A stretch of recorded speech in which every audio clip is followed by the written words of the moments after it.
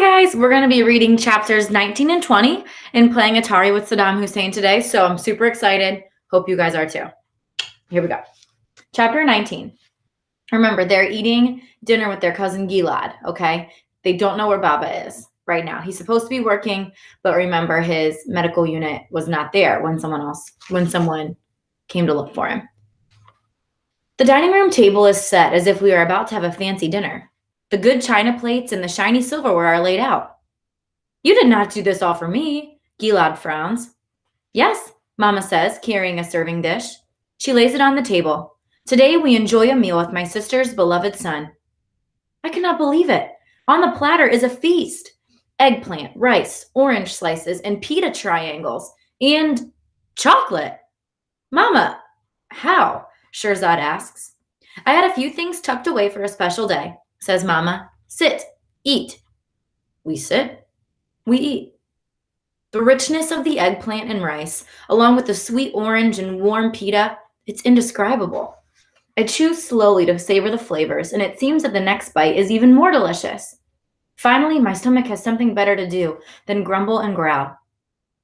And then my food is all gone, except for the square of chocolate. I look around the table. Everyone has saved their chocolate for last, even the little kids. Gilad picks his up and peels off the wrapper. Mama does the same. That does it. All four of us kids rip into our chocolates and, wow, so good.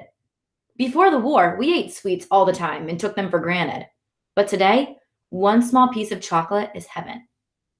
I see Mama give her square of chocolate to Shireen. Gilad gives his to Ahmed, who looks happier than I have seen him in a long time. With a smudge of chocolate on his face, he's actually smiling. For a few more moments, the mood in the room feels light. And then my cousin says something that changes things. Shirzad, he says, you should be sitting here. It's your father's seat, right? You're the man of the family now. Gilad gets up. He walks behind his chair and pulls it out, then gestures to it. My older brother, older by just 1 year, gets up and walks over. He stands in front of the chair, leans forward as he puts his hands under the seat, and pulls it forward as he sits down. I look at Mama. She is sitting quietly. Wait, I say, that's Baba's seat. Baba isn't here, says Mama. But he will be, my voice is rising. Baba will be back. Sit down, Ali, Shirzad says from his new place at the table. When is Baba coming back? Shireen asks. I miss him. We don't know, Mama says matter-of-factly. But Gilad is right. Shirzad is the head of our house until Baba returns. Ali, Shirzad says again, sit down. Come on, Ali. Gilad walks over and puts his hand on my shoulder. Sit back down. I have some good stories to tell. I lower myself back into my seat, but I'm glaring at Shirzad. And when Gilad tells some funny stories about his dog and pet bird back home, I barely hear Ahmed's and Shireen's laughter. Why did Gilad tell Shirzad to sit in Baba's seat? Does he know something about Baba that he's not telling us? If Baba is dead, why won't he tell us? This is war. People die. Is Baba dead? I blurt out. Everyone turns to look at me. The laughing ends. Is that why you came here, Gilad? To tell Mama that my father is dead? Is it? Ali, Mama says sharply. Stop. We deserve to know the truth. I insist. You're right, Ali, Gilad says. The truth is, I don't know. I was leaving Kuwait City on my way back to Baghdad and saw a portable medical unit that said Basra on it. I got out of my friend's vehicle, walked over to it, and asked if they knew my uncle, and I was surprised to hear that this was his unit. Really? Ahmed says. Did you see my Baba? Asks Shireen. As I told your Mama, no. Gilad shakes his head. I did not. He was busy out somewhere in the field. My buddy and I drove around looking for him, but it was too hard to see much through the smoke.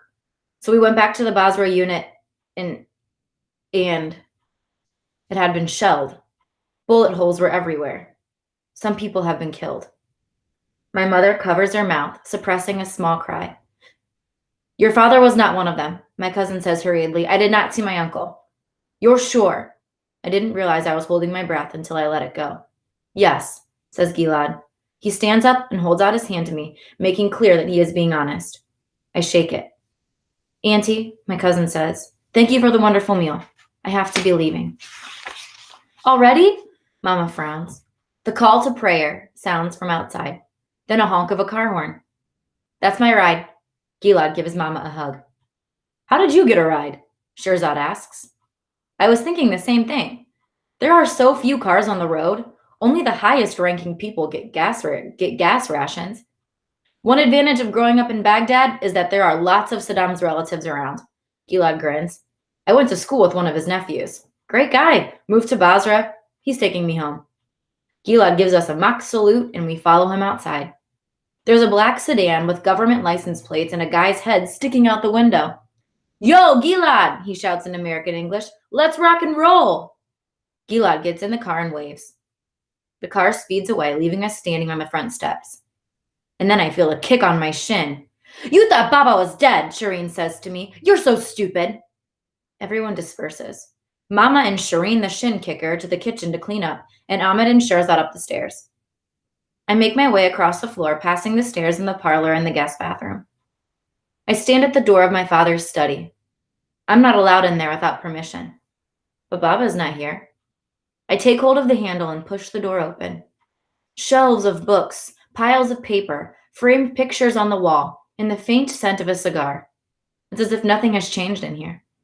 The room is the way it always was, waiting for my father to return at any moment. He's only been gone for a few days, but it feels like much longer. I wander over to his desk, where a globe stands beside his pens, an ashtray, and paperweight. I turn the globe to Iraq. My country is small compared to most. Will it exist after the world stops bombing us? Will it take the destruction of my country to get rid of Saddam? I put my finger on tiny Basra and Baghdad and start to turn the globe again. I trace a path along the same latitude, straight across, just above the 30 degrees latitude mark. I land on Los Angeles, California, United States of America. I think. We were on the same line as the movie stars, and all it took to get there was a quick spin of the globe. But that's just a fantasy. In real life, you don't go from Iraq to America. The closest I'll ever get to the United States is a finger on the globe, and I twirl it bitterly. As I leave my father's study, I can hear the world still spinning.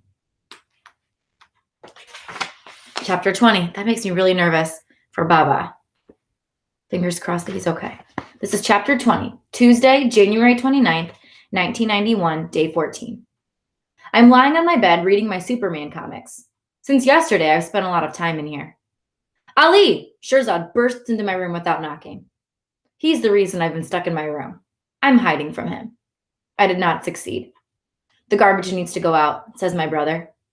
So, I grumble. Take it out now, he says. He holds out a small trash can. I put down my comic and get off the bed. Yes, dictator. I stand stick straight and salute him. Sir, I say with a huff. Then I march stiffly past him and out the door. I drag myself down the stairs.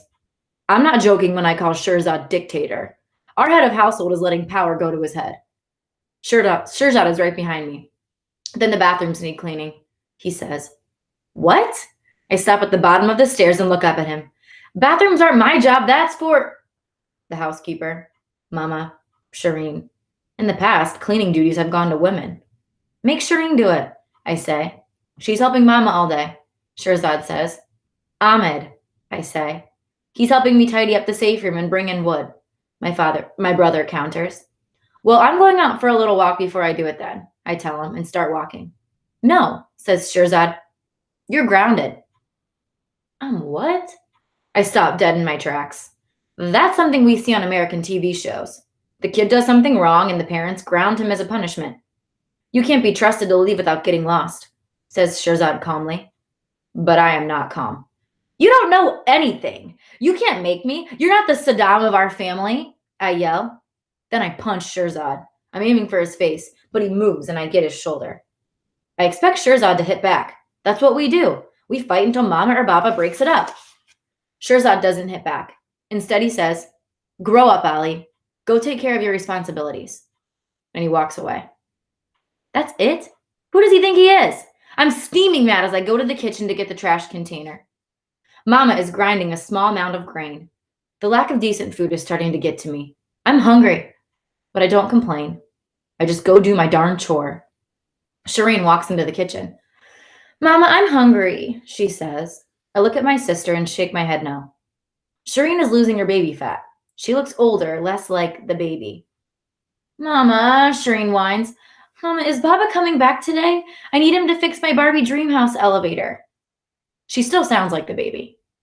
I don't know when Baba will be back, Mama tells Shireen for the millionth time, and Barbie can walk up the stairs.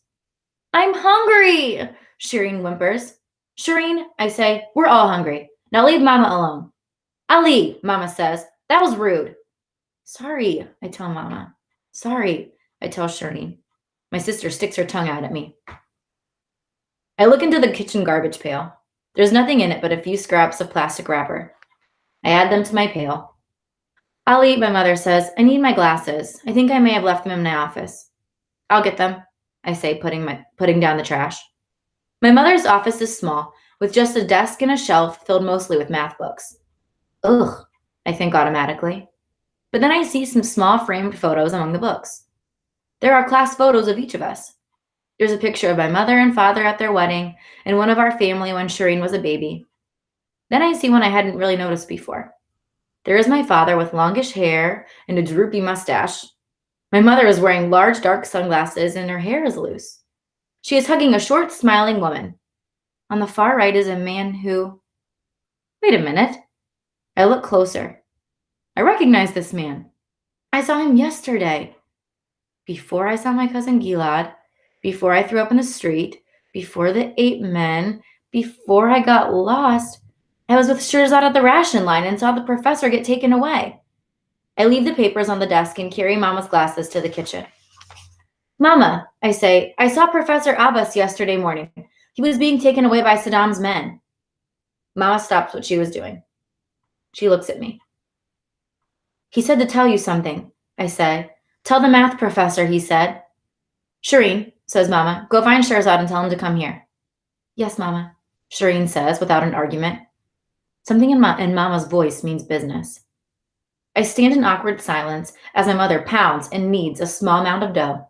She places it on a baking sheet and opens the oven. We will need more wood for the oven soon. Shirzad and Ahmed brought in the last of it this morning, Mama says quietly. And there's still no gas. Yes, Mama, I reply. I don't know where to get wood. Papa always filled the wood pile.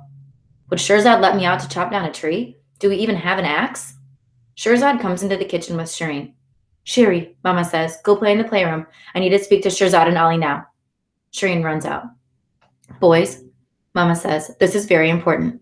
Tell me what happened with Professor Abbas. We both talk over each other, but the main message is clear. He said the 2 pies are something, I say. He was dragged away, Shirzad adds. And then he gave me a thumbs up, I add. I didn't see that. Shirzad looks at me. After I nodded, I told Mama he gave me a thumbs up, I explain, and I did it back. I made the gesture now. And he smiled, I say. Mama, the professor smiled at me as they were taking him away. Mama turns away, but not before I see a tear run down her cheek. I look at Shirzad. He is stone-faced. My mother takes a deep breath. Then she turns back and says, what I'm about to tell you, you need to keep just between us, you understand? I nod. Let's go to the living room, she says. Shirzad and I sit on the couch. Mama takes the recliner where Baba relaxes and watches TV after work. The TV, of course, is off. I miss TV. I miss electricity. In the 70s, Mama says, your father and I went disco dancing every Saturday night. I can't help it. I laugh. Disco? Before you 2 were born, Mama continues, things were very different. People were more open and lighthearted. Every week we would meet friends for dinner and dancing. Afterward, we would stay out quite late, talking over coffee at a cafe. Mama pauses and brushes some stray hairs behind her ear. Professor Abbas and his wife were among our group of friends, many of whom still teach at our school. We were all idealists back then, wanting to make Iraq a better place, not only for ourselves and our families, but for everyone. The table at the cafe we sat around was a circle, so we nicknamed our group the Circle. Ali, you heard the professor say 2 pi r, which is a formula for the circumference of a circle, the measurement around a circle. He wanted me to let our friends around the circle know he was taken away when I am able to, when school starts again. He knew we would help take care of his wife and children. It is sad we have to speak in code. Mama sighs and closes her eyes. We used to have such freedoms. Shirzad Ali, Mama opens her eyes. I want you to know that not long ago things were different. Life was different. And I believe it can be that way again. Me too, Mama, Shirzad says. I am silent with sadness. Poor Professor Abbas, he knows he's not going to be able to take care of his family anymore. And so he knew his close group of friends, including Mama, would be willing to help take care of his family. So sad. I really hope that life goes back to normal for what they are used to in Iraq. Very sad. I hope you enjoyed. I'm looking forward to keep going and tomorrow for tomorrow's 2 chapters. All right. Have a good day. Bye, guys.